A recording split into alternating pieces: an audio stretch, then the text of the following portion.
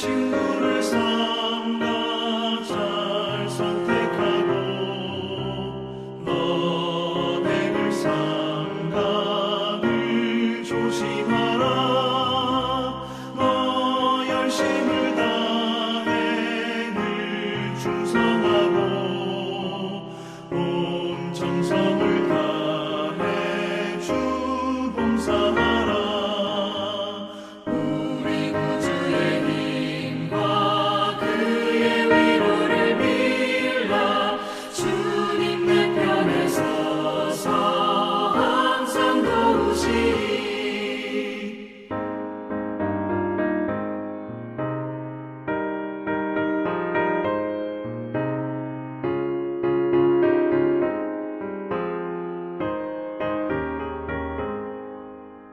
잘 이기는 자는 상 받으리니 너 낙심치 말고 늘 전진하라. 내 구세주 예수 힘 주시리니 주 예수를 믿어 늘 승리하라. 우리 구주의 힘과 그의 위로를 빌라. 주님 내 편에 서서 항상 도우시리.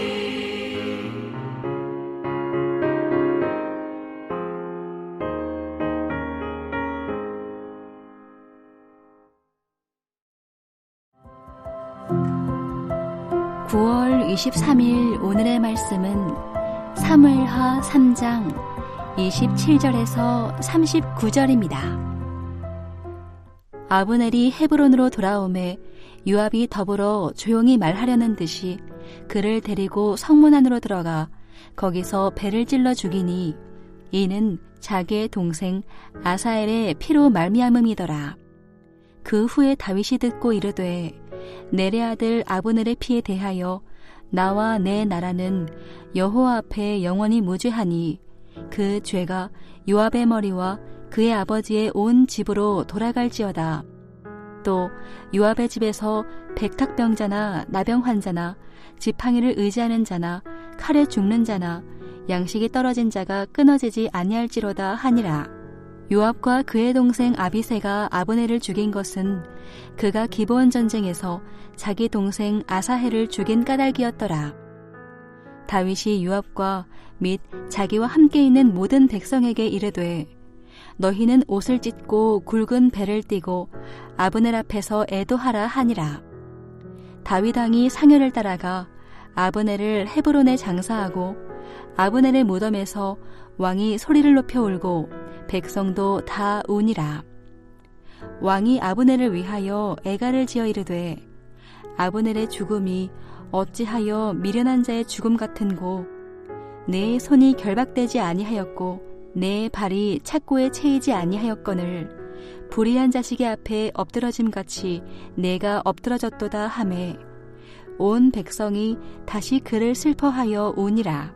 석양에 뭇 백성이 나와 다윗에게 음식을 권하니 다윗이 맹세하여 이르되 만일 내가 해지기 전에 떡이나 다른 모든 것을 맛보면 하나님이 내게 벌 위에 벌을 내리심이 마땅하니라 하매 온 백성이 보고 기뻐하며 왕이 무슨 일을 하든지 무리가 다 기뻐하므로 이 날에야 온 백성과 온 이스라엘이 넬의 아들 아브넬을 죽인 것이 왕이 한 것이 아닌 줄을 아니라. 왕이 그의 신복에게 이르되 오늘 이스라엘의 지도자요 큰 인물이 죽은 것을 알지 못하느냐.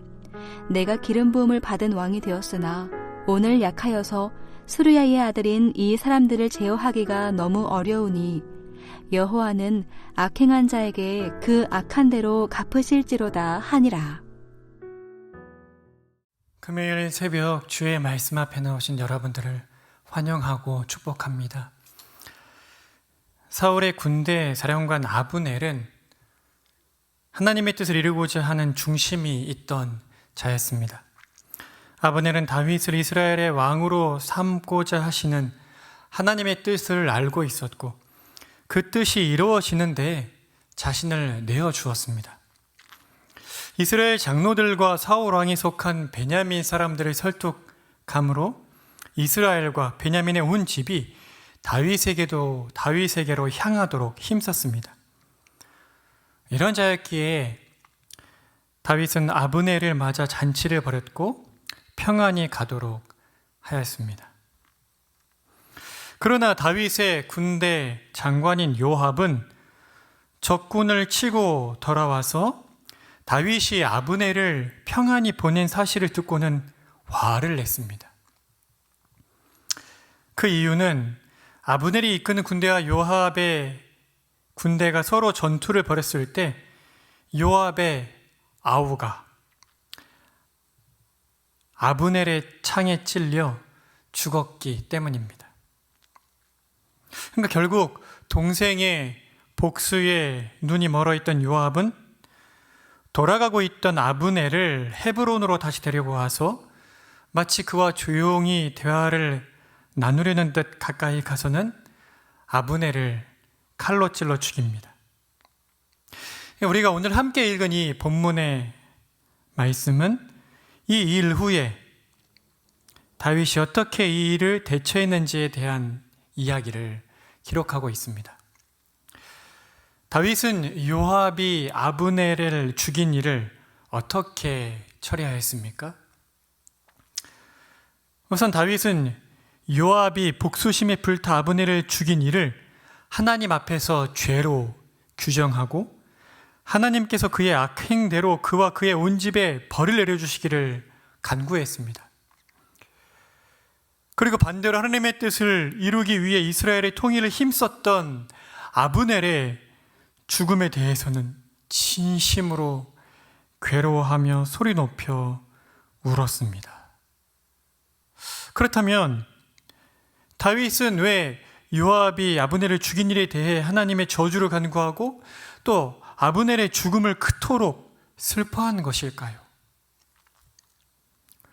그 이유는 다윗이 하나님의 마음에 합한 자, 다른 말로 하면 하나님의 마음을 닮은 자, 하나님의 마음을 쫓는 자였기 때문입니다.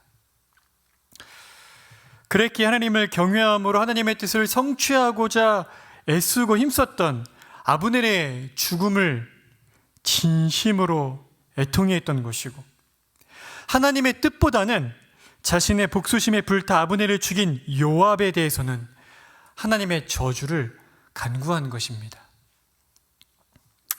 주 안에 사랑하는 성도 여러분, 오늘 읽은 이 본문은 우리에게 무엇을 말해주고 있습니까?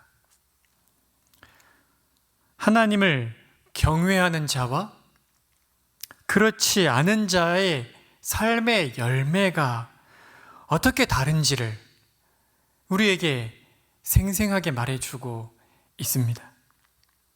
하나님을 경외하는 다윗의 삶의 열매를 보십시오. 하나님께서 귀히 여기시는 것을 귀히 여겼기에 다윗은 하나님을 경외함으로 하나님의 뜻을 이루기를 소원하였던 아브넬의 죽음을 참으로 이 중심에서부터 아파하며 울지 않을 수가 없었습니다. 그리고 그 일 때문에 온 백성들의 마음이 다윗에게로 향하게 되었습니다. 그러나 그 반대인 요압의 삶의 열매를 한번 보십시오. 요압은 하나님의 뜻은 안중에도 없고 오로지 자신의 복수심에 사로잡혀서 아브넬을 속이고 죽임으로 자신의 가문에 하나님의 저주를 받게 만들었습니다. 사랑하는 성도 여러분, 하나님을 경외하는 마음을 단순히 하나님의 복을 이 땅에 끌어오는 그런 도구로 생각하시면 안 됩니다. 하나님을 경외하는 마음은 한 사람의 생각에 영향을 미치고 그 생각은 행동에 영향을 주고 종국에는 그 사람의 성품이 하나님을 닮은 성품이 되게 만들기 때문입니다.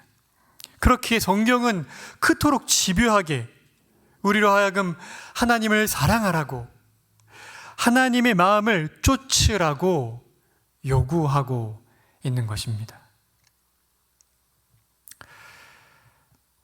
그런데 안타깝게도 여기서 중요한 문제가 한 가지 발생합니다. 우리가 우리 자신을 너무 잘 알지 않습니까? 하나님의 마음을 쫓는 일은 결단코 우리에게 자연스러운 일이 아닙니다. 차라리 하나님의 마음을 쫓지 않고 하나님을 경외하지 않고 오늘 본문의 요셉과 같이 이 복수심에 불타는 것, 내가 하고 싶은 대로 하는 것, 그것이 우리에게는 자연스러운 일입니다. 그런 우리인데 우리가 어떻게 하나님의 마음을 쫓을 수가 있겠습니까?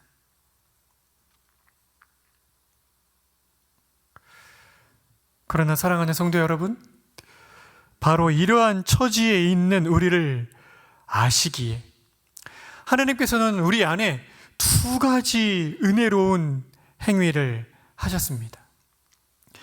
한 가지는 성령님으로 말미암아 예수 그리스도와 우리를 연합하게 하심으로 거듭나게 하셔서 죄와 사망에 자신의 욕망을 따라 살 수밖에 없는, 죄와 사망의 종노릇 할 수밖에 없는 우리를 하나님을 알고 하나님을 사랑하고 하나님의 뜻을 받들어 섬길 수 있도록 전인적인 변화를 일으켜 주신 일이고, 또 다른 하나는 성령님께서 우리 안에 내주하심으로 우리 안에서 우리와 함께 하시면서 그 변화된 심령이 계속해서 더욱더 하나님을 더 알고 더 사랑하고 더 섬길 수 있도록 능력을 공급해 주시는 일입니다.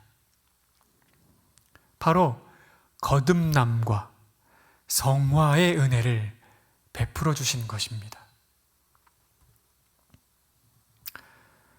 그러므로 주 안에 사랑하는 성도 여러분, 예수 그리스도와 연합함으로 누리게 된 이 거듭남과 성화의 은혜를 힘써 지켜나가야 합니다. 물론 거듭남이 취소되는 일은 결단코 없을 것입니다. 하지만 거듭났음에도 자라지 못하는 유아적 신앙에 얼마든지 머무를 수 있고, 그렇게 맥없이 신앙생활 하다가 주님 품으로 가는 것이 사단이 가장 바라는 것입니다. 성도 여러분, 힘써 은혜의 방편에 참여해야 합니다. 하나님의 말씀이 선포되는 자리에 힘써 참여하여야 하고, 개인적으로 힘써 말씀을 읽고 묵상해야 하며 힘써 기도의 자리를 규칙적으로 찾아가셔야 합니다. 특별히 성찬이 있는 주일에는 꼭 빠지지 말고 나와 성찬에 참여함으로 은혜를 누리셔야 합니다. 그래야만 온전한 성화의 삶을, 그 성화의 은혜를 누릴 수 있기 때문입니다. 다윗, 그리고 다윗이 예표하고 있는 예수님처럼 하나님의 마음을 쫓는 자가 되도록 힘써 은혜의 방편들에 참여하시는 여러분이 되시기를 간곡히 부탁을 드립니다. 함께 기도드리시겠습니다. 자비와 긍휼이 풍성하신 하나님 아버지, 오늘 다윗 왕과 또 요압을 보면서 참으로 하나님의 마음에 합한 자가 되는 것, 하나님의 마음을 쫓는 자가 되는 것이 얼마나 우리 인생의 복된 일인지를 다시 한번 마음에 새기게 됩니다. 우리로 하여금 하나님을 알고 사랑하고 하나님의 뜻에 순종할 수 있도록 우리를 전인적으로 변화시켜 주시는 거듭남의 은혜를 베풀어 주시고, 또한 성령께서 우리 안에 내주하심으로 감히 살 수 없는 이 거룩을 추구하는 삶을 온전히 살 수 있도록 힘을 공급받을 수 있는 그 은혜를 하나님 우리에게 베풀어 주셨는데, 하나님 우리가 게으름으로 말미암아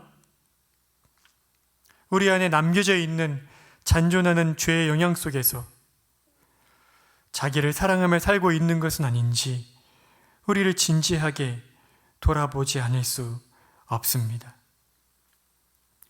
우리가 거듭난 자들이다 할지라도 날마다 성령님께서 베푸시는 말씀의 은혜가 아니면, 힘써 은혜의 방편에 참여하는 일이 아니고서는 우리의 심령이 계속해서 하나님을 더 알아가고 사랑하고 섬길 수 없음을 고백하오니, 성령 하나님께서 우리 세대의 공동체의 모든 지체들의 심령에 하나님의 말씀이 선포되는 자리를 사모하는 마음을 허락하여 주시고, 또 개인적으로 말씀을 읽을 수 있는 마음을 주실 뿐만 아니라 또 날마다 무릎으로 나아가 주를 뵙는 기도를 쉬지 아니하도록 은혜를 베풀어 주시기를 원합니다.